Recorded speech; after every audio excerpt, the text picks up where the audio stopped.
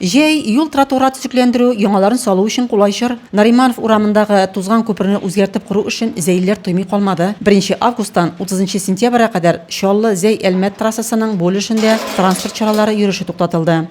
Машина йөртүчеләр иске Зәйне әйләнеп узу юлы аша Зәй-Бохарай, Урсай-Әлмәт, Рус-Акташы, Азнакай автомобиль юлларыннан файдалана. Машина йөртүчеләр әйләнеп узуга шактый вакыт исраф ителсә дә, аның мөһимлеген аңлый.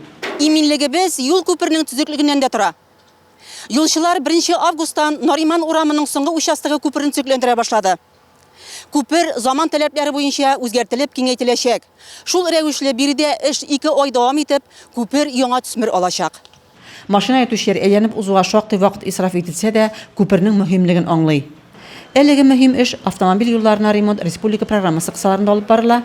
Программа буенча эшләр 3 елга исәпләнгән, ул узган ел башланган иде. Быел әлеге урамда күпер сүтелеп, ул урынга зур тимер-бетон турба салыначак. Тулайым алганда юлчылар күпер эшен сыйфат итеп башкарырга тырыша. Рәзимә Кашапова, Денис Ипатов, Зәй хәбәрләре.